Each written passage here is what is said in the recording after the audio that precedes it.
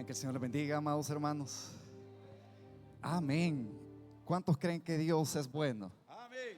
Y para siempre es su misericordia. Por la misericordia del Señor, amados hermanos, no hemos sido consumidos, porque grande es su misericordia, grande es su bondad para con los que le temen.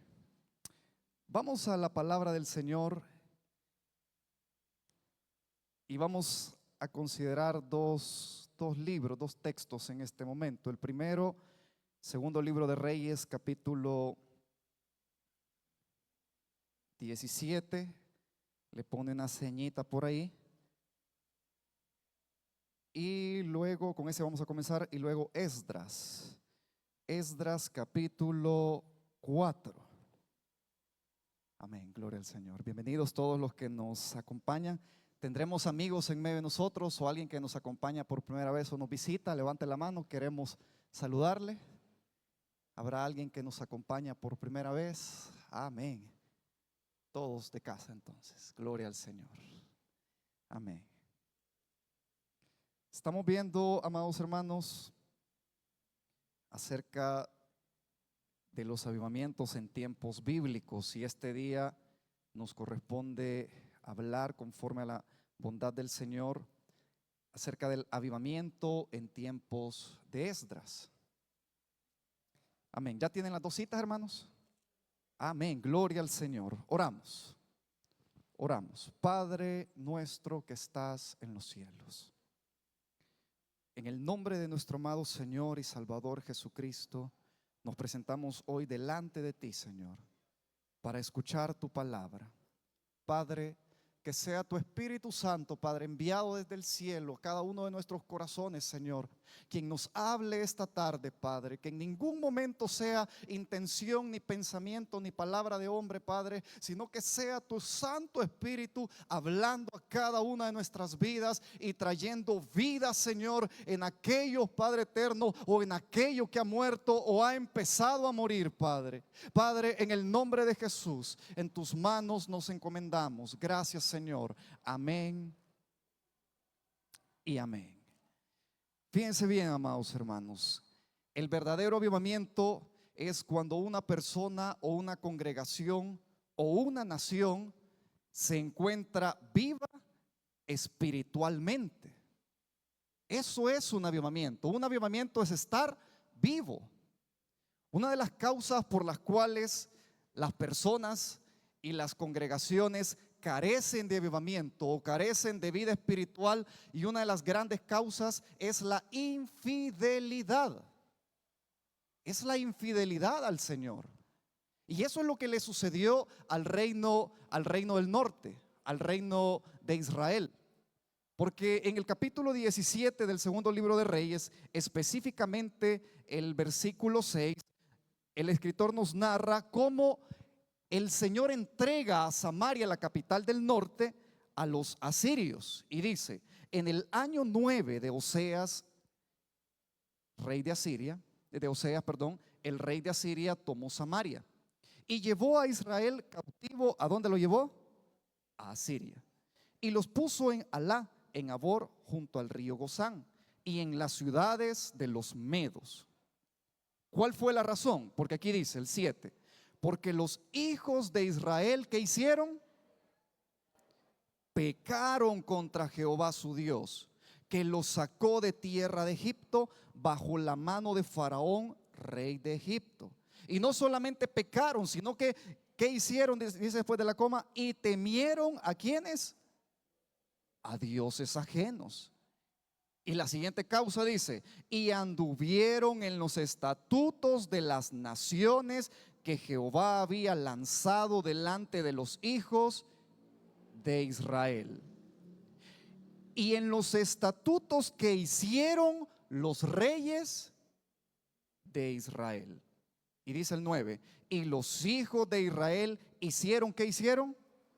Secretamente, o sea, en secreto, oiga, cosas no rectas contra Jehová su Dios. El Señor les había dicho a su pueblo Israel, cuando estaban en el Sinaí, el Señor les dijo: no van a hacer alianza, les dijo, con ninguno de esos pueblos y con ninguna de esas naciones paganas. Más adelante en Deuteronomio les dice: no se van a emparentar con ellas, ni les van a dar a sus hijos, ni van a tomar de sus hijas para darle a los hijos de ellos. O sea, no se van a casar ni se van a emparentar con estas naciones. ¿Y por qué razón el Señor los mandaba y les daba este mandamiento? Porque en Deuteronomio 7:4 dice: porque eso, dice, esa acción de emparentarse con las hijas y los hijos de las naciones paganas van a hacer que sus hijos se vuelvan y me den la espalda a mí y sirvan a los dioses de esas mujeres. Y entonces mi furor, le dice el Señor, se va a encender contra ustedes. Y el reino del norte había caído en esto. Por ahí tenemos un ejemplo, el caso del rey Acab, que había tomado una mujer fenicia, a Jezabel, de allá de Sidón. Y esta mujer volvió el corazón de todo el pueblo hacia Baal, un dios pagano, el dios de las moscas.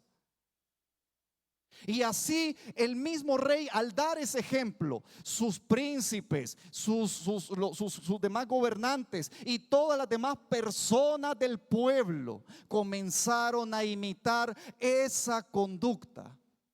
Entonces lo que hace el Señor, porque Él los había apartado como un pueblo santo para Él, porque Él les había dicho: porque ustedes son un pueblo santo para mí, apartado exclusivamente para mí, porque son un pueblo especial. Yo los saqué a ustedes de Egipto. Pero el pueblo comenzó a serle infiel a Dios. Entonces, como cuando una persona persiste en pecar, Dios le da una otra oportunidad, le habla a través de su palabra, le habla a través de un mensaje, le habla a través de un problema, le habla a través de diferentes circunstancias para atraerlos a Él. Pero la persona decide abrazar su pecado. Lo que hace el Señor, como dice en Romanos 1:28, y como ellos no aprobaron el tener en cuenta a Dios, y esto es triste para la condición de la persona, Dios los entregó a una mente reprobada para hacer cosas que no convienen. Y eso es lo que Dios hizo con el reino del norte, porque en el versículo 24 siempre de Segunda Reyes 17, si usted ve ahí el versículo 24, Dios le dio exactamente lo que ellos pedían, lo que ellos hacían en secreto, de serle infiel a Dios, y lo que hacían también de casarse con estas mujeres. Dios les dio eso que ellos deseaban, porque dice el versículo 24: y trajo el rey de Asiria gente de Babilonia, de Cuta, de Aba, de Hamat y de Sefarbaín, y los puso en las ciudades ¿de dónde? De Samaria, que era la capital del reino del norte, y en lugar de los hijos de Israel, y poseyeron Samaria y habitaron en sus ciudades. Y se le ocurre algo también al rey de Asiria, y dice el 27: y el rey de Asiria mandó diciendo: llevad ahí alguno de los sacerdotes que trajiste de allá, y vaya y habite allí y les enseñe la ley del Dios del país, porque Dios había mandado leones, los versículos anteriores lo dicen, que se comieran a estas personas extranjeras por cuanto no guardaban la ley de Dios. Y vienen este sacerdote y estos sacerdotes que vinieron y comenzaron a enseñar la ley de Dios. Los pocos samaritanos que habían quedado se mezclaron con ellos. Pero oiga cuál fue el resultado de esta mezcla espiritual, dice el 28: pero cada nación se hizo sus dioses y los pusieron en los templos de los lugares altos que habían hecho los de Samaria, cada nación en su ciudad donde habitaba. Versículo 33: temían a Jehová, pero ¿qué también hacían? Y honraban a sus dioses. Ahí estaban contentos, según las costumbres de las naciones de donde habían sido trasladados.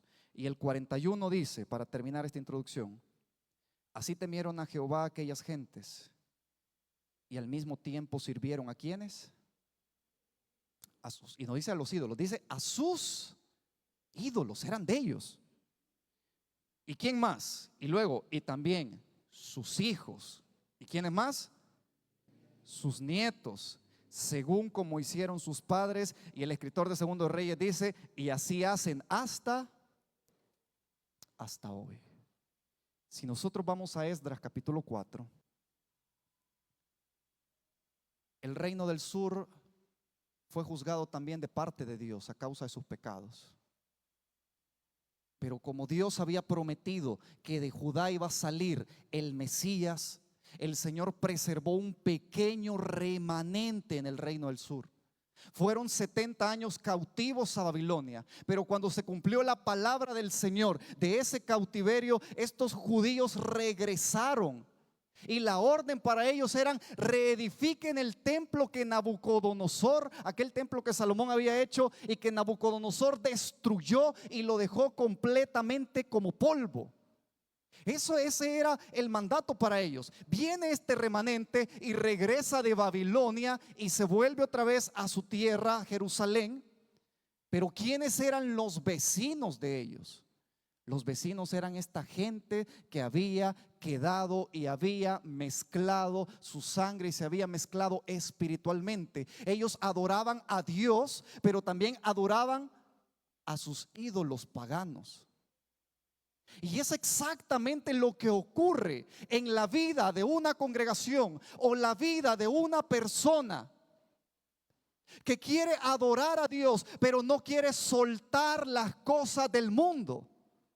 Está aquí sentado los domingos cantando, adorando, quizás sirviendo en alguno de los ministerios, pero el día lunes se transforma y es una persona totalmente diferente. ¿Por qué? Porque adora a Dios aquí, pero el día lunes, martes, miércoles, allá en su trabajo donde vive, está adorando a las cosas que hay en su corazón, que ha levantado como ídolos.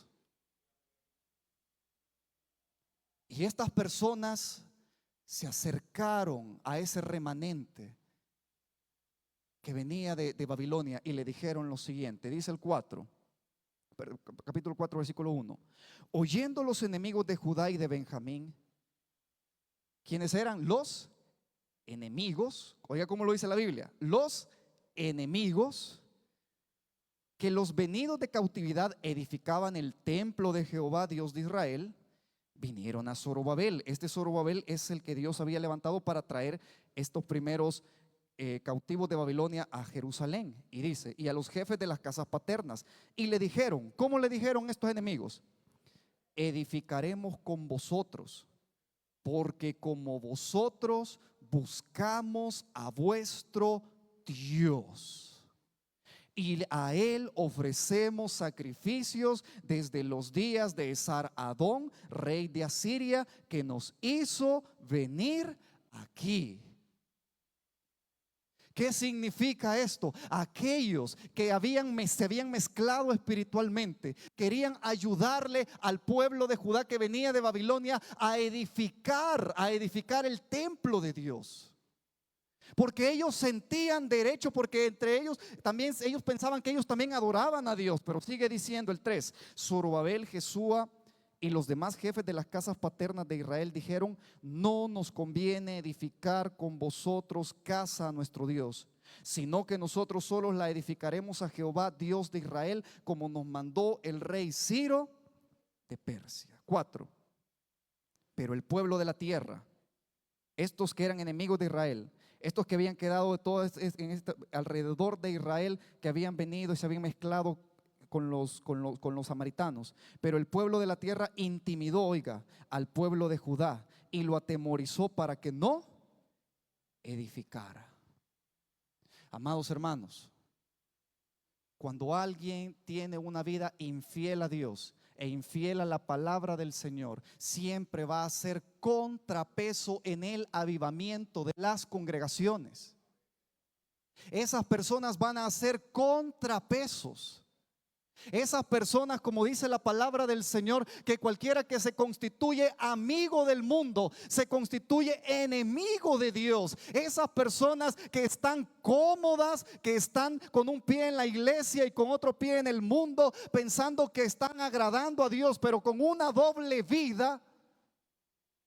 Esas personas hacen contrapeso en la vida espiritual de una congregación. Exactamente lo mismo que hicieron aquellos que decidieron mezclarse con las naciones paganas. Hicieron contrapeso de aquellos que habían venido y habían recibido la orden de Dios de edificar el templo de Dios. ¿Y sabe qué sucedió? ¿Qué es lo más tremendo que sucedió y lo más triste que sucedió? Que estas personas lo lograron. Porque el versículo 24 dice: entonces cesó la obra de la casa de Dios que estaba en Jerusalén. Y dice, y quedó suspendida hasta el año segundo del reinado de Darío, rey de Persia. Y esto es triste, porque cuando alguien tiene poder en una congregación, se le ha dado privilegios, se le ha dado el hecho de poder decidir en una directiva, se le ha dado el derecho de poder ministrar, sea en cualquiera una de las áreas. Pero tiene una doble vida: adora a Dios, pero también adora las cosas de este mundo. Esa persona va a traer problemas espirituales para la congregación. El consejo que va a dar no va a ser un consejo que viene del Espíritu Santo, sino que va a ser un consejo que viene de su humanidad, y eso no va a traer vida. Eso no va a traer vida. Por eso, amados hermanos, si usted se encuentra con una doble moral en este momento acá en la casa del Señor, y usted piensa que usted está bien, pero usted tiene algo secreto en su corazón, en lo cual usted adora allá en el mundo, usted ahora tiene que pararse y decidirse por Dios. Porque si no, lo que estamos haciendo es un contrapeso espiritual. Y la obra del Señor no puede avanzar así. Pero Dios, en su misericordia, en el capítulo 5 ya habían pasado 20 años, levanta a Ageo y a Zacarías. Y como nadie puede detener al Señor, Dios avivó en ese tiempo a Zorobabel nuevamente. Y como dice en el versículo al final del capítulo 6, vamos al capítulo 6, el versículo 15: esta casa fue terminada el tercer día del mes Adar, que era el sexto año del reinado del reinado de Darío. En 4 años ellos terminaron la obra del Señor. Y dice: entonces los hijos de Israel, los sacerdotes, los levitas y los demás que habían venido de la cautividad, hicieron la dedicación de esta casa de Dios con gozo. ¿Cómo los enemigos lograron permear en el pueblo santo de Dios? Ellos comenzaron a hacer una mezcla pagana, una mezcla entre los verdaderos hijos de Dios y una mezcla entre aquellos que se habían contaminado. Pero cuando Dios trajo el avivamiento, ¿sabe a quiénes utilizó para terminar la casa de Dios? El versículo 19 nos dice lo siguiente: también los hijos de la cautividad celebraron la Pascua a los 14 días del mes. Y el 21: comieron los hijos de Israel que habían vuelto del cautiverio con aquellos que, ¿qué dice? Oiga eso. Entonces, ¿quiénes terminaron haciendo la obra? Aquellos que se habían, ¿qué? Diga conmigo: aquellos que se habían apartado de las inmundicias de la gente de la tierra para buscar a Jehová, Dios de Israel. ¿Quiénes van a hacer la obra de Dios? Aquellos que se aparten de la inmundicia. Ellos son los que van a terminar la obra del Señor.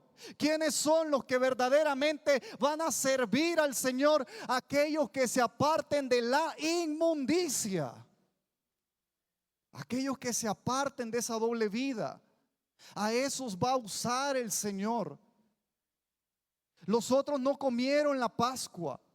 Hubieron muchos que se contaminaron al ver la conducta errada de aquellos que tenían una doble moral. Servían a Dios, pero también servían a sus ídolos. Ellos terminaron la casa del Señor. Pero lo más triste es como el Señor dijo en la parábola del trigo y la cizaña: el sembrador sembró trigo en su campo, y de noche vino un enemigo que trajo otra semilla, una semilla de cizaña. Ambas plantitas crecieron a la par. El trigo y la cizaña, cuando están verdes, comienzan a crecer y parecen que son la misma planta. Pero de repente hay algo que hace que visiblemente, el agricultor identifique lo que es trigo y es cizaña. Entonces, cuando habían crecido las dos plantitas, aquellos que trabajaban en el campo del dueño dijeron: mira, ha crecido cizaña. Y el dueño del campo, el padre de familia, les dijo: no, les dijo, vino un enemigo y sembró esa cizaña. ¿Quieres que arranquemos esa cizaña? Le dijo. No, le dijo, no las arranquen, dejen que crezca, le dijo. Y cuando den fruto, cuando sea el tiempo de la siega, entonces van a poder arrancar la cizaña y separar el trigo.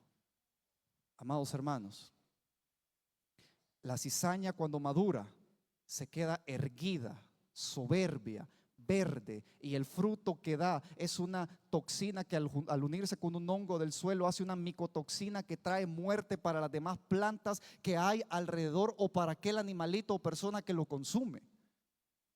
Ese es su fruto. Pero el trigo lo que hace es que el trigo cambia de color. El trigo, cuando se carga del grano de trigo, se vuelve amarillo, y el trigo agacha su panoja y se inclina y llega hasta el suelo. Hermanos, es exactamente lo que va a suceder al fin del siglo. El Señor ahorita no nos va a cortar de raíz.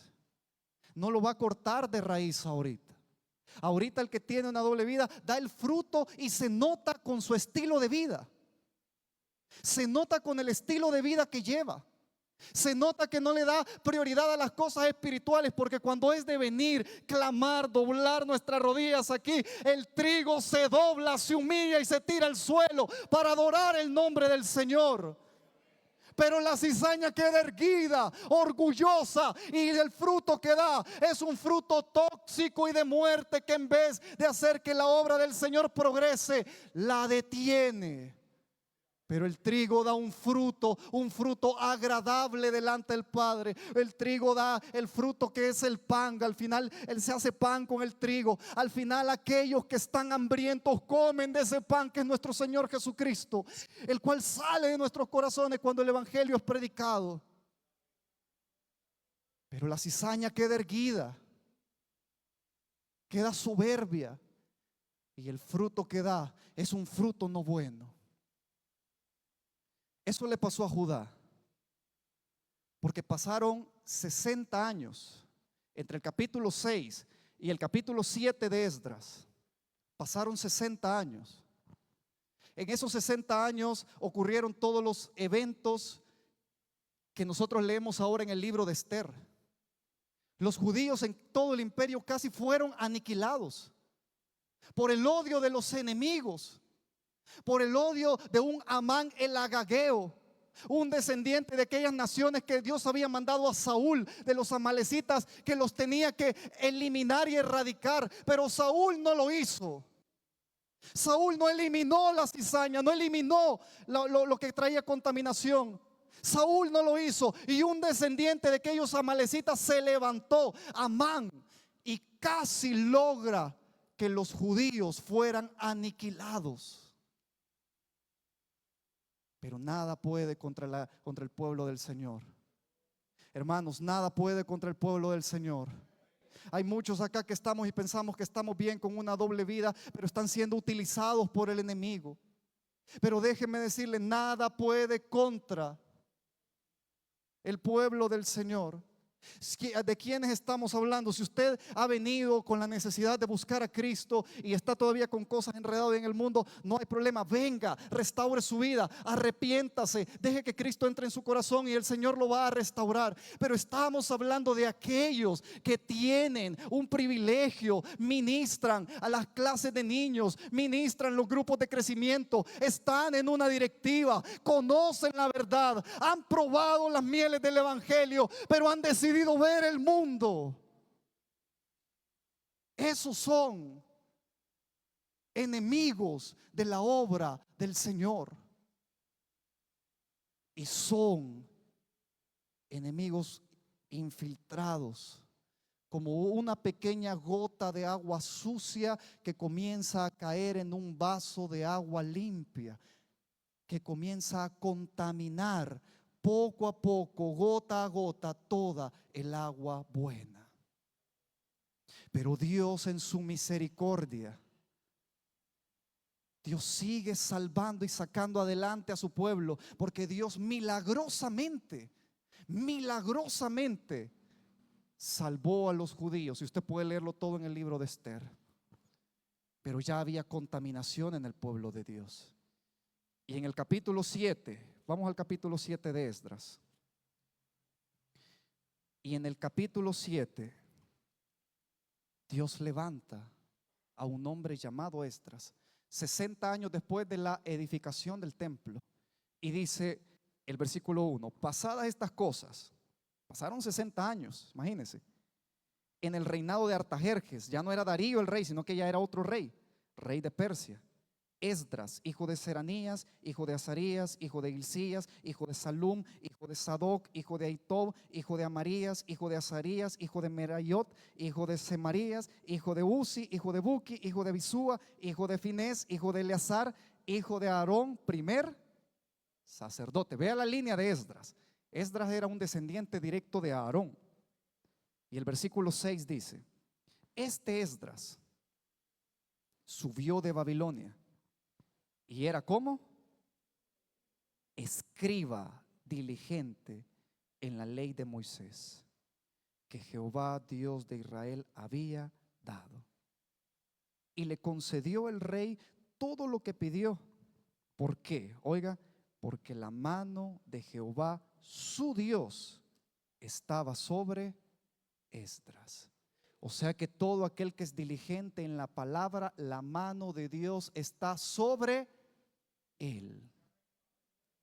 Vamos al versículo 10, pero veamos cuál era la actitud de Esdras. Y vea todo lo que podemos aprender de Esdras. Porque Esdras había preparado su ¿qué? Su corazón. No solamente había preparado su intelecto, no solamente había preparado en el bíblico o en teología para saber más y poder dar una buena disertación, no. Él no había preparado solamente su intelecto, él había preparado lo primordial, que era su corazón. ¿Para qué? Para tres cosas. Primero, para inquirir la ley de Jehová, pero no solamente para eso, ¿para qué más? Y para cumplirla. ¿Y para qué más? Y para enseñar en Israel sus estatutos y decretos. Esdras había preparado su corazón para inquirir, para obedecer y cumplir, y para enseñar. ¿Qué significa la palabra inquirir? Inquirir viene del hebreo darash, y es algo sumamente profundo, porque este verbo hace alusión a investigar, estudiar y buscar con profunda dedicación, reverencia e intención las verdades espirituales reveladas por Dios en su palabra. O sea que Esdras profundizaba en la palabra de Dios. Y lo hacía con reverencia, lo hacía con integridad. Esto de aquí se deriva luego el Nuevo Testamento la palabra escudriñar, que es hacer una búsqueda profunda y exhaustiva. Por eso Jesús les dijo a los fariseos: escudriñad las escrituras, les dijo, porque a vosotros os parece que en ellas tenéis la vida eterna. ¿Y saben qué? Les dijo el Señor. Ellas, estas escrituras, son las que dan testimonio de mí. Si ustedes buscan en la palabra, van a encontrarme a mí, les dijo el Señor Jesús. Entonces nosotros debemos de tener esa actitud de Esdras, de inquirir, de investigar, de estudiar, de buscar con profundidad, dedicación y reverencia las verdades espirituales en la palabra de Dios. No solamente leer como estamos leyendo en el periódico, no, detenernos, meditar. Porque inquirir también es meditar, es leer cuidadosa y detenidamente. Por eso Dios le dijo a Josué: nunca se apartará de tu boca este libro de la ley, sino que de día y de noche meditarás en él y harás conforme a todo lo que en él está escrito. Pablo le dice luego a Timoteo en su segunda carta: procura con diligencia, le dijo. Procura con diligencia.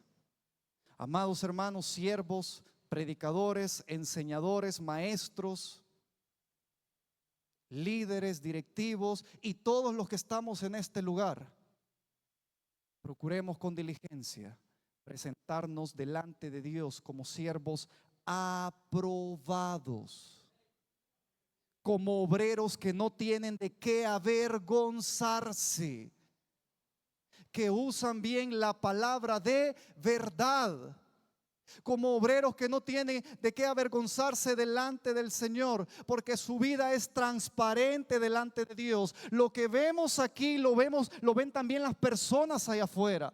Las palabras que usted usa aquí lo ven también las personas allá afuera. La adoración que usted da aquí en este lugar, usted también la da allá afuera. Usted debe de ser íntegro delante del Señor, porque al hombre lo puede engañar, pero a Dios no lo podemos engañar.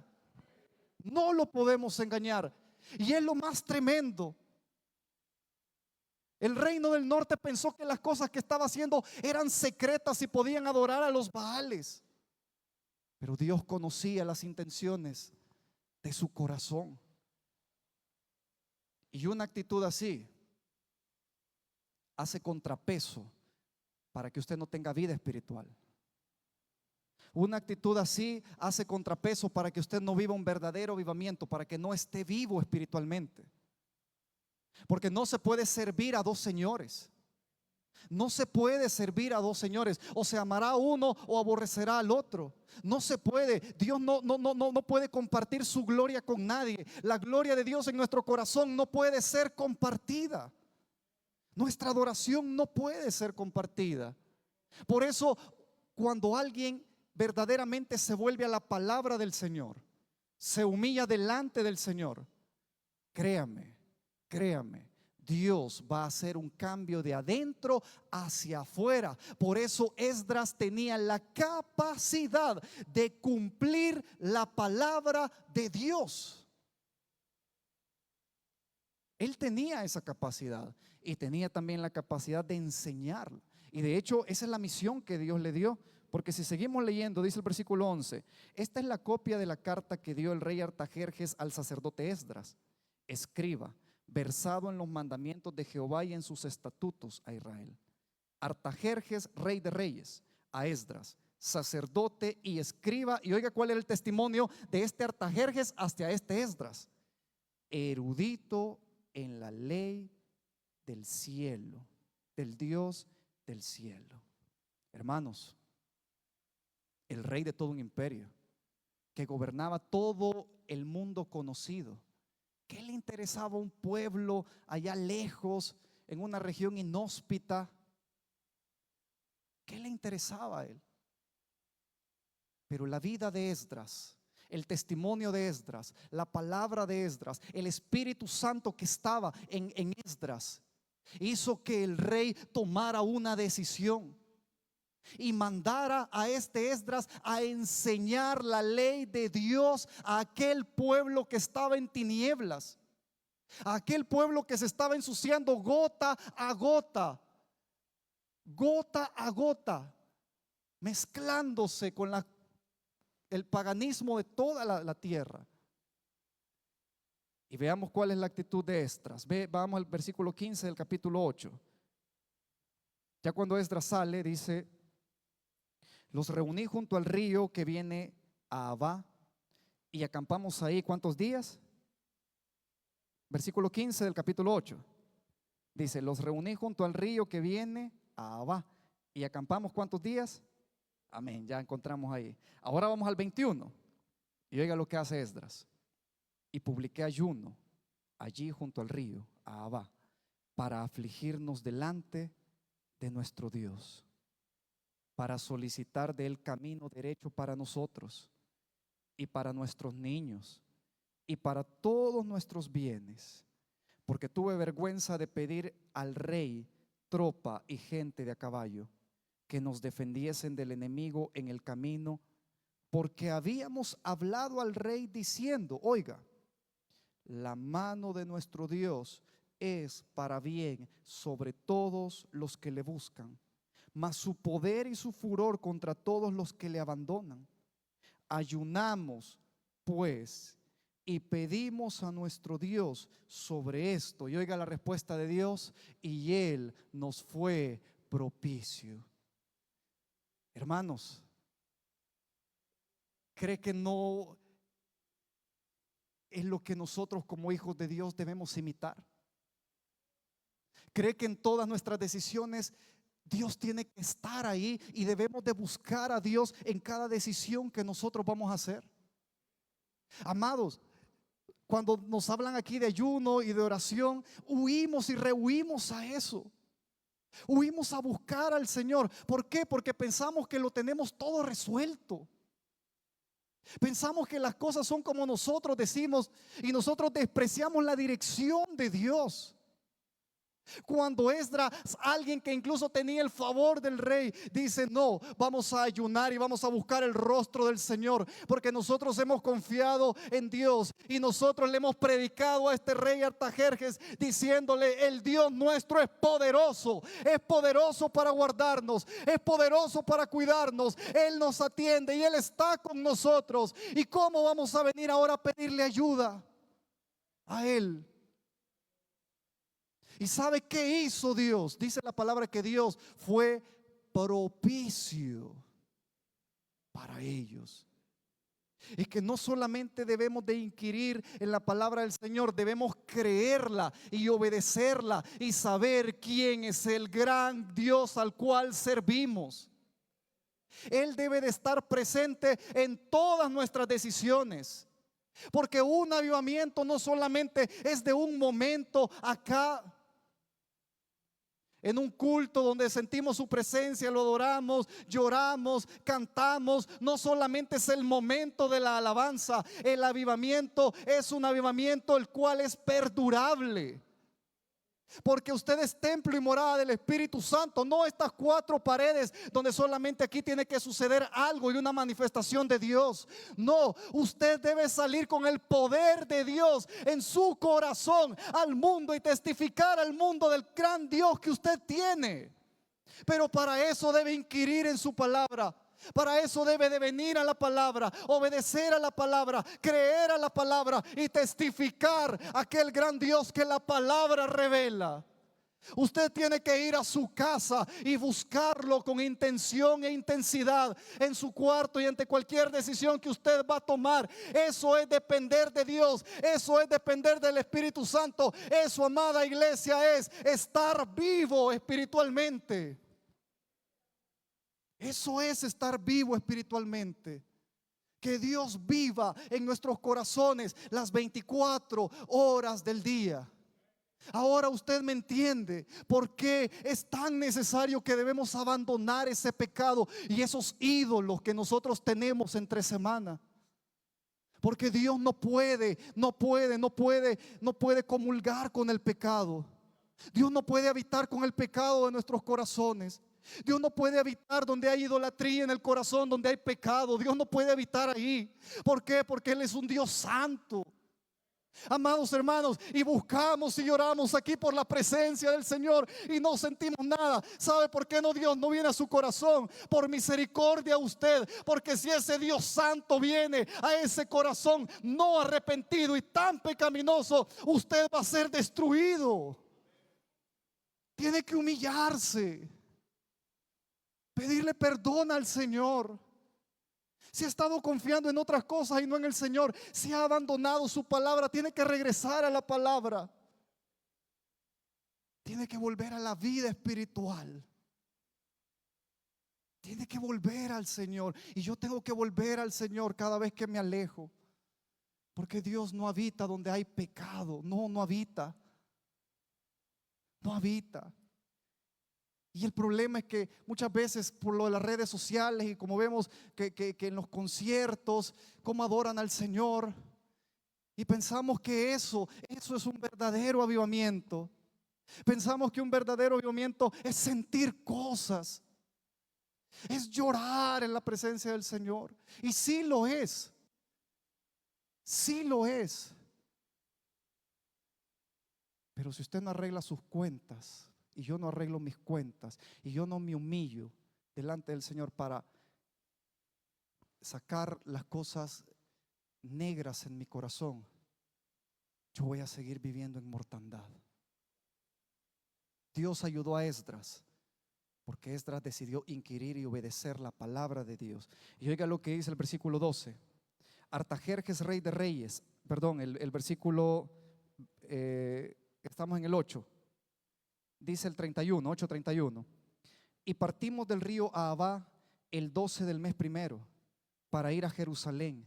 Y oiga esto, y la mano de nuestro Dios estaba sobre nosotros. Oiga qué especial esto, hermano. Hermano, es que no es lo mismo, no es lo mismo estar sin Dios y sin esperanza allá afuera que ir de la mano con Dios. Y la mano de nuestro Dios estaba sobre nosotros y nos libró de la mano del enemigo y del acechador en el camino. Vamos al capítulo 9, versículo 1. Acabadas estas cosas, los príncipes vinieron a mí, el pueblo de Israel y los sacerdotes, diciendo: el pueblo de Israel y los sacerdotes y levitas. Oiga, ¿qué había sucedido? Léalo más fuerte. Oiga, ahora entiende por qué Dios había mandado a Esdras ahí. 60 años. Y esa gota sucia ya había contaminado la nación nuevamente. 60 años. Y esa gota sucia de la mezcla con mujeres paganas y con las costumbres de los hombres y las mujeres de esas tierras ya habían permeado nuevamente al pueblo de Dios. Es que el enemigo de nuestras almas no descansa, hermanos. La tentación va a estar ahí una y otra vez para que usted se aleje del Señor y de su palabra. El enemigo no descansa. Y el problema en este momento, a diferencia de que cuando reconstruyeron el templo, es que esa suciedad había llegado a los líderes espirituales del pueblo de Israel. Porque si usted lee detenidamente el capítulo 1, dice que los príncipes vinieron a Esdras y le dijeron: el pueblo de Israel, pero no solamente el pueblo, dice, y los sacerdotes y los levitas no se han separado de los pueblos de las tierras. Y dice: ¿de cuáles tierras? De los cananeos, heteos, fereceos, jebuseos, amonitas, moabitas, egipcios y amorreos. Y lo más tremendo era que no solamente era algo del corazón, ya ellos ya ponían en práctica sus pecados. Y dicen: y hacen conforme a sus abominaciones. 2. Porque han tomado de las hijas de ellos para sí y para sus hijos, y el linaje santo ha sido ¿qué?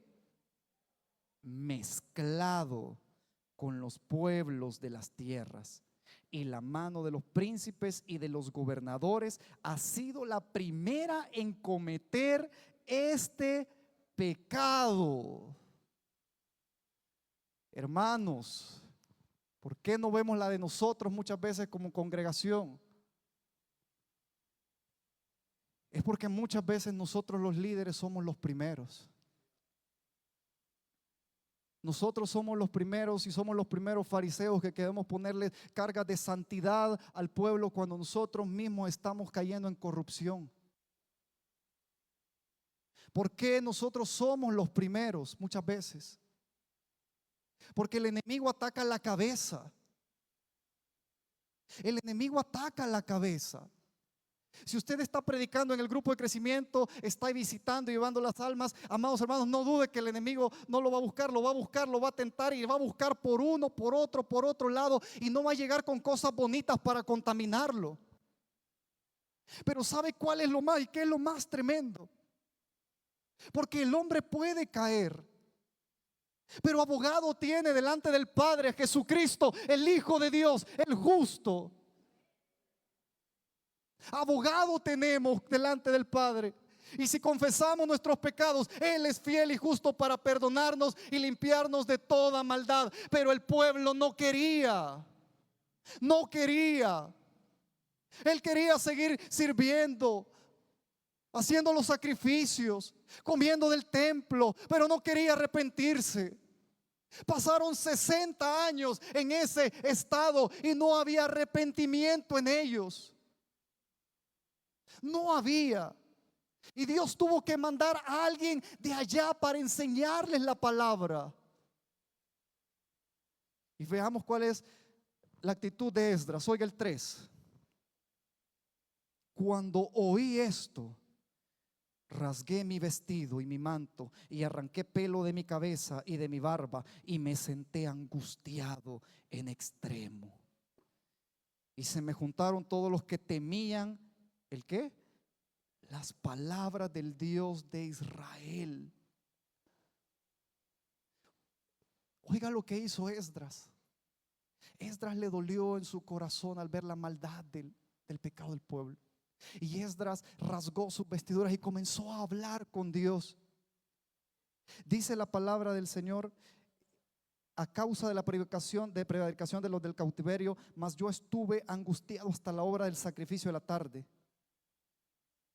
Y oiga esto: y a la hora del sacrificio de la tarde me levanté de la aflicción, y habiendo rasgado mis vestidos y mi manto, me postré de rodillas y extendí mis manos a Jehová mi Dios y dije: Dios mío, confuso y avergonzado estoy para levantar, oh Dios, mi rostro a ti, porque nuestras iniquidades se han multiplicado sobre nuestra cabeza y nuestros delitos han crecido hasta el cielo. Esdras no había cometido ni uno de esos pecados, él no se había contaminado, pero Esdras, al ver la condición moral y espiritual de su pueblo, él mismo iba a confesar ese pecado delante de Dios. Amados hermanos, aquellos que todavía están vivos siguen clamando por el avivamiento espiritual de esta congregación. Aquellos que están vivos siguen viendo la oscuridad y siguen viendo la suciedad que ha invadido no solamente esta congregación, sino todas las congregaciones en la tierra. Aquellos que están vivos, aunque le son todavía fieles al Señor, con las pocas fuerzas que le quedan, hayan descanso y regocijo en la palabra del Señor. Pero cuando ven cómo está la condición espiritual, el Espíritu Santo los lleva a clamar. Hágase la radiografía esta noche, esta tarde usted. Porque los líderes estaban cómodos. Ellos decían: bueno, ahí está el templo, ahí están los altares, ahí están los sacrificios, estamos adorando a Dios. Yo no sé por qué dicen que estamos mal, si estamos bien. Si ya Dios, miren, gran templo que nos dio el Señor. Miren cuántos ministerios nos ha dado Dios. No, hombre, si tenemos comida, hay movimiento, hay aquí, hay allá. ¿Saben lo que Dios le dijo a la iglesia de Sardis? Dios le dijo a la iglesia de Sardis: tú tienes nombre que vives, pero estás muerta, le dijo. Arrepiéntete, le dijo. porque todavía te quedan unas pocas personas que no han manchado sus vestiduras. A ellos yo los voy a vestir con vestiduras blancas aún más. Arrepiéntete y haz vivir, o sea, que no muera aquello que ya comenzó a morir, le dice Dios a Sardis. Porque el movimiento, el que haya actividad, eso no quiere decir que hay una iglesia que está viva. Cuando una iglesia está viva, tiene la actitud de Esdras. Versículo capítulo 10, para ver bien esta afirmación que acabamos de decir. Mientras oraba Esdras y hacía confesión, llorando y postrándose delante de la casa de Dios, se juntó a él una muy grande multitud de Israel. Y oiga, hombres, mujeres y niños. Y oiga esto, y lloraba el pueblo como amargamente. Un hombre comenzó. Un hombre comenzó. Un hombre que estaba vivo espiritualmente comenzó. No le interesó dejar todas las comodidades que tenía en Babilonia, porque allá tenía muchas comodidades. Dios lo llamó para enseñar su palabra al pueblo. Este hombre se preparó, inquirió, obedeció y tenía una sola misión: ir y enseñar la palabra de Dios al pueblo. Un pueblo que había perecido porque le había faltado conocimiento. Un solo hombre, y cuando estuvo en contacto con el pecado, como él tenía el corazón de Dios, el corazón de Dios lloraba por cómo estaba la condición espiritual y moral de su pueblo. Dios le compartió su corazón a este hombre, y este hombre sintió lo que Dios sentía. Como aquellos que están tirados de rodillas día y noche orando para que el Señor avive este pueblo. Dios se acerca y lleva su corazón a ellos y los hace ver con sus ojos, mientras otros dicen: no, estamos bien. Pero sabe lo que hace Dios cuando uno, porque hermanos, la iglesia sí va a llegar al cielo, y la iglesia sí va a ser vestida con vestiduras blancas. La iglesia es un remanente que está en todas las demás congregaciones. La iglesia se limpia continuamente delante de la presencia del Señor. Y muchas veces en esas congregaciones en todo el mundo solamente es uno que llora por la condición espiritual de los que piensan que están vivos pero están muertos. Pero solo con ese uno Dios puede traer vida. Con ese uno y la fe de ese uno Dios puede traer vida. Con ese uno Dios puede traer vida al grupo de crecimiento, a los ministerios y a las congregaciones. Porque vemos en el capítulo 10 que mientras Esdras estaba orando, una gran multitud se juntó a él, de hombres, de mujeres, de niños, y el pueblo comenzó a llorar amargamente. Versículo 2 dice: entonces respondió Secanías, hijo de Jehiel, de los hijos de Elam, y dijo a Esdras: nosotros hemos pecado contra nuestro Dios, pues tomamos mujeres extranjeras de los pueblos de la tierra, mas a pesar de esto aún hay esperanza para Israel. Y ese es el camino del avivamiento, el camino para volver a vivir espiritualmente. Reconocer dónde estamos y cuánto le hemos fallado al Señor. Reconocer cuáles son nuestros errores, nuestros ídolos y cómo nos hemos mezclado con el mundo. Ese es el camino del avivamiento. Ese es el camino del pecador hacia nuestro Señor Jesucristo y la vida eterna. Es arrepentirse y apartarse de sus pecados y venir a aquel que sí puede perdonarlo y limpiarlo. Ese es el camino, amados hermanos. Ese es el camino. Ese es el camino. El camino siempre va a ser la humillación. Humillaos pues bajo la poderosa mano de Dios, y Él los exaltará cuando fuere tiempo.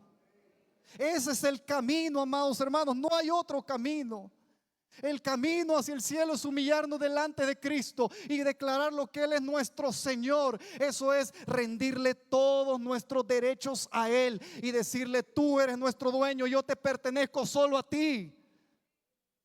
No me pertenezco a mí, ni a mis deleites, ni al mundo, ni a las cosas que amo. Te pertenezco a ti. Ese es el camino para estar vivo espiritualmente. Versículo 3. Ahora pues hagamos pacto con nuestro Dios, que despediremos a todas las mujeres y los nacidos de ellas según el consejo de mi Señor y de los que temen el mandamiento de nuestro Dios, y hágase conforme a la ley. Y los reunieron, los mandaron a llamar. Versículo 9 dice: así todos los hombres de Judá y de Benjamín se reunieron en Jerusalén dentro de los 3 días, porque les dieron 3 días para venir, a los 20 días del mes, que era el mes noveno. Y se sentó todo el pueblo en la plaza de la casa de Dios, temblando con motivo de aquel asunto y a causa de la lluvia. Y se levantó el sacerdote Esdras y les dijo: vosotros habéis pecado, por cuanto tomasteis mujeres extranjeras, añadiendo así sobre el pecado de Israel. Ahora pues, dad gloria a Jehová Dios de vuestros padres, y haced su voluntad, y apartaos de los pueblos de las tierras y de las mujeres extranjeras. Y respondió toda la asamblea y dijeron en alta voz, ¿cómo dijeron? Hermanos, ese es el camino del avivamiento. El camino del avivamiento es la restauración. Como dice el Salmo 80, oh Dios, restáuranos. Oh Dios, restáuranos. Haz resplandecer tu rostro y seremos salvos. El camino del avivamiento primero debe de haber una restauración espiritual. Porque si no hay restauración espiritual, llámele al movimiento que usted quiera, aquí en nuestros cultos, eso no es avivamiento. Avivamiento es apartarnos del pecado y volvernos a Dios. Avivamiento es volverse a Dios. Avivamiento es vivir para Dios. Eso es estar vivo. ¿Y sabe qué hizo el pueblo? El pueblo sí quiso. Pero el versículo 15 nos dice algo demasiado revelador. El versículo 15 nos dice algo demasiado, pero demasiado revelador. Y que es una fotografía y una radiografía que también hoy en nuestros tiempos se repite. Porque dice el 15: solamente Jonatán, hijo de Asael, y Jaazanías, hijo de Tikva, se opusieron a esto. ¿Y qué dice después? Escuche esto. Escuche esto. Iglesia Damasco, vamos a orar y vamos a clamar y vamos a comenzar a clamar que Dios nos restaure. Vamos a suspender todo tipo de reuniones porque tenemos que humillarnos delante de Dios, porque la condición espiritual en la que estamos no es una condición agradable delante de Dios. ¿Y para qué vamos a orar, pues?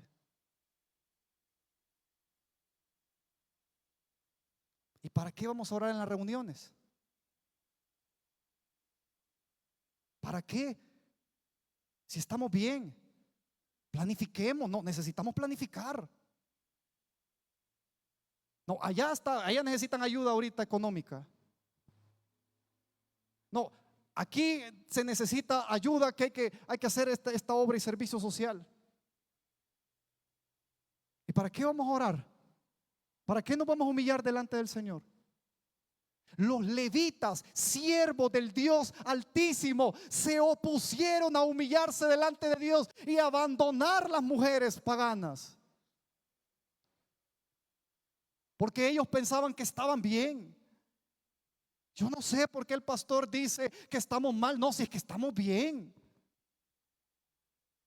Yo no sé por qué dicen que estamos mal. No, estamos bien.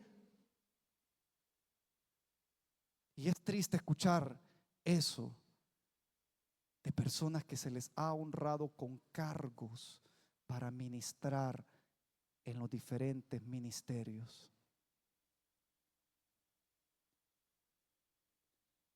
Y si no, la ausencia de cada uno de nosotros en las convocatorias de clamor habla más que nuestras palabras. Y si no, la ausencia de nosotros en el altar privado de Dios que yo tengo en mi casa, que es mi cuarto, mi sala, mi ausencia a la búsqueda del Señor, mi ausencia a la lectura de la Biblia, la meditación en las Escrituras, habla y da mayor testimonio que mis palabras.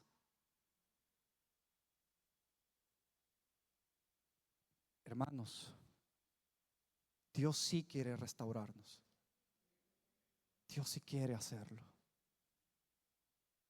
Pero usted tiene que querer ser restaurado. Porque Dios sí quiere. Esdras tardó 5 meses. 5 meses en venir desde Babilonia y en un camino que era peligroso. Y él decidió creerle al Señor. Esdras, cuando se dio cuenta de la condición espiritual del pueblo, se postró y lloró. Los demás, a ver su ejemplo, dijeron: es cierto, hemos pecado. Y el pueblo se convirtió y abandonaron las mujeres. Pero lastimosamente, siempre la cizaña crece con el trigo. Y le interesa más una posición en una congregación que ver verdaderamente la gloria de Dios en este lugar. Cuando el pueblo se humilló, la palabra vino al pueblo. Porque así rapidito, en cuestión de los 5 minutos que me quedan, vamos a Nehemías capítulo 8.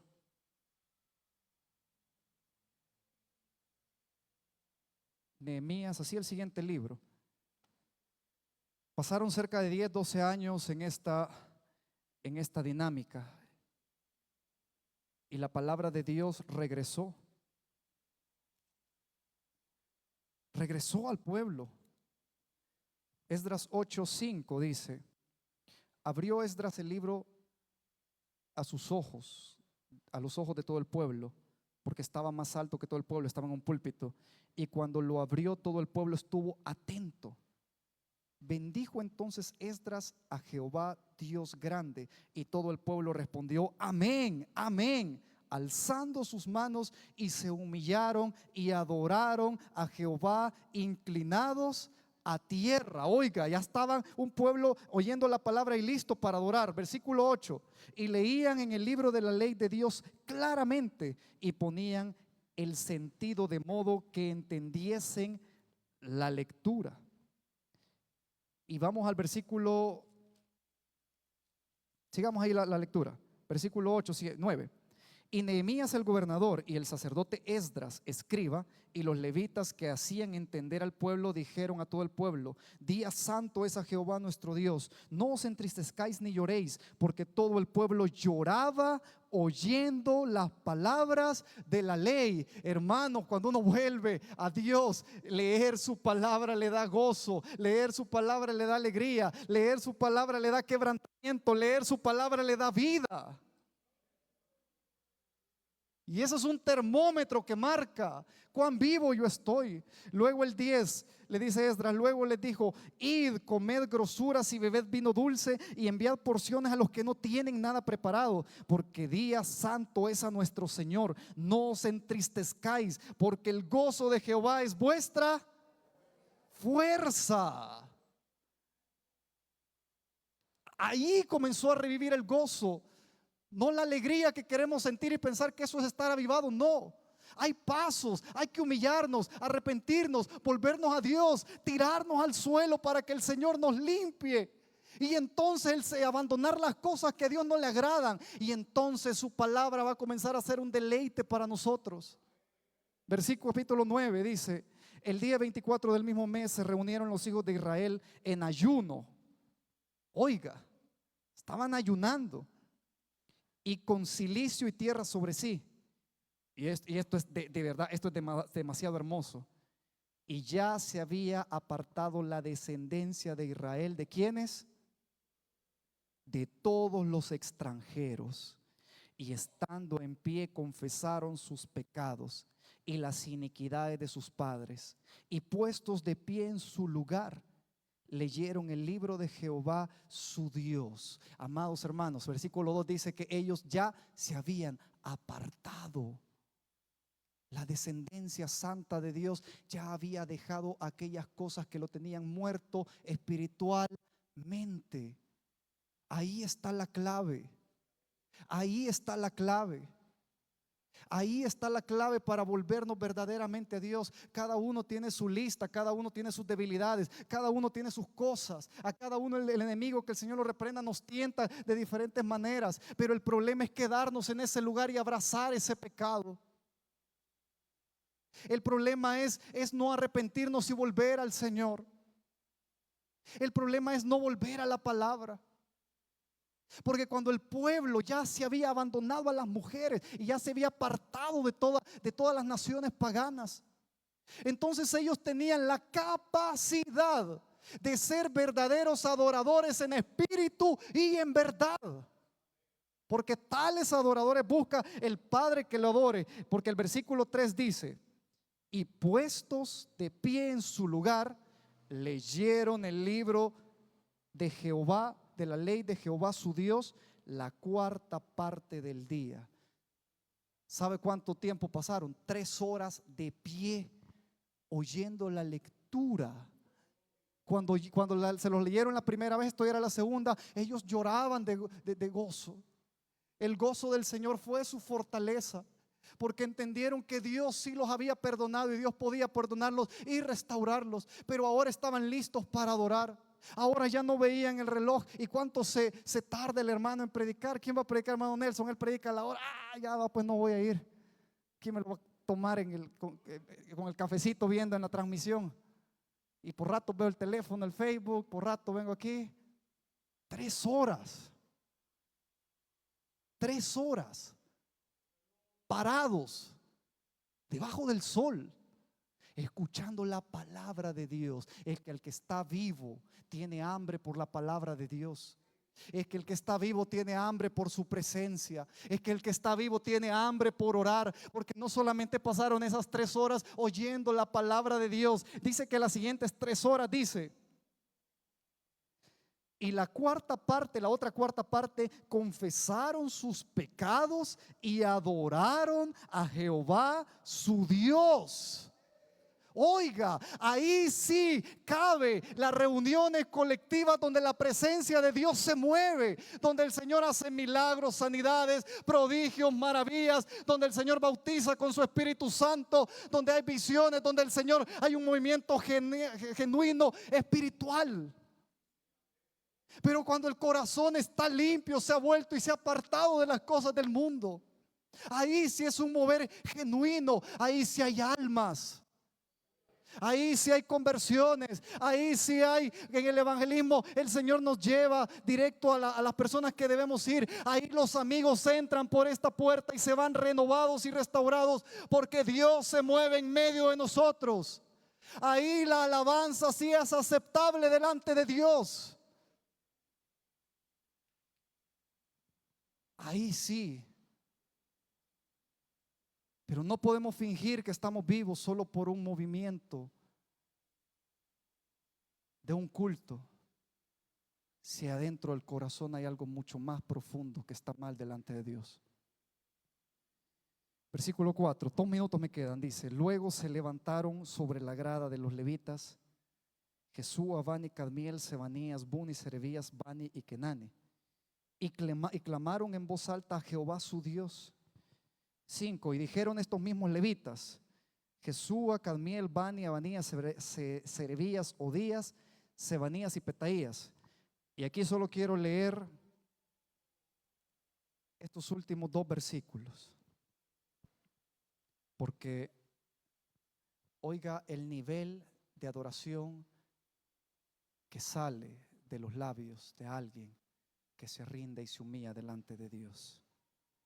Y empieza y dice: levantaos Bendecid a Jehová vuestro Dios desde la eternidad hasta la eternidad, y bendígase el nombre tuyo, glorioso y alto sobre toda bendición y alabanza. Tú solo eres Jehová. Tú hiciste los cielos y los cielos de los cielos, con todo su ejército, la tierra y todo lo que hay en ellos. Y tú vivificas todas estas cosas, y los ejércitos de los cielos te adoran. Y si usted se quiere deleitar en su casa, lea toda esta adoración y se va a dar cuenta cuál es la verdadera adoración de un corazón verdaderamente avivado. Para terminar, versículo 38. Porque el avivamiento no es algo de un momento pequeño, de 2 horas de culto. No. El avivamiento tiene que ser algo progresivo y debe ser algo permanente en el tiempo. Porque el Señor va a levantar a los vivos. Él es Dios de vivos, no es Dios de muertos. Porque dice el 38, a causa pues de todo esto, nosotros hacemos fiel promesa y la escribimos firmada por nuestros príncipes, por nuestros levitas y por nuestros sacerdotes. ¿Y cuáles promesas hacían? Solo vamos a leer una. Dice el versículo 28, del 10:28. Y el resto del pueblo, los sacerdotes, levitas, porteros y cantores, los sirvientes del templo y todos los que se habían apartado de los pueblos de la tierra a la ley de Dios, con sus mujeres, sus hijos e hijas, todo el que tenía comprensión y discernimiento, 29, se reunieron con sus hermanos y sus principales para protestar y jurar que andarían en la ley de Dios que fue dada por Moisés, siervo de Dios, y que guardarían y cumplirían todos los mandamientos, decretos y estatutos de Jehová nuestro Señor, y que no daríamos nuestras hijas a los pueblos de la tierra, ni tomaríamos a sus hijas para nuestros hijos. El pueblo se comprometió. Y vemos que ellos se comprometieron en guardar y buscar íntegramente a Dios y no dar a sus hijos a las mujeres, aquella causa que los había traído a muerte espiritual. Por un solo hombre. ¿Cuántos Esdras salieron después? Muchos sacerdotes, levitas, príncipes y mucho pueblo. Toda una nación avivada por un hombre que decidió escuchar a Dios. Decidió humillarse, decidió ser ejemplo, decidió volverse a la palabra y decidió ser valiente en medio de un tiempo de oscuridad espiritual. ¿Cuántos Esdras hay esta tarde en este lugar? ¿Cuántos Esdras hay esta tarde en este lugar? Que a pesar con todas nuestras debilidades y a pesar con todas las situaciones adversas, decidimos apartarnos del mundo, volvernos al Señor. Pero no solamente eso, sino humillarnos para que Dios vuelva a nuestra vida, a nuestra familia y nuestra congregación. ¿Cuántos Esdras hay acá que toman decisiones radicales por Dios y escuchan la voz del Señor? ¿Cuántos Esdras hay acá? ¿Será usted uno de ellos o será de los que se oponen? ¿Será usted uno de ellos o será de los que nos oponemos? De los que pensamos que estamos bien. ¿Cuántos Esdras hay acá? Le voy a pedir a la congregación que pueda ponerse de pie.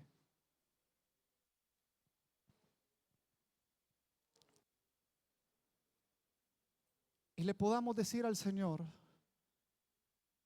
Señor, si tú me puedes usar así a manera como usaste a Esdras, Padre, aquí está mi corazón, Padre. Señor, mi Dios, mi corazón no es perfecto. Tiene muchos errores y muchas situaciones, Padre eterno. Señor, pero yo sé de dónde tú me has sacado.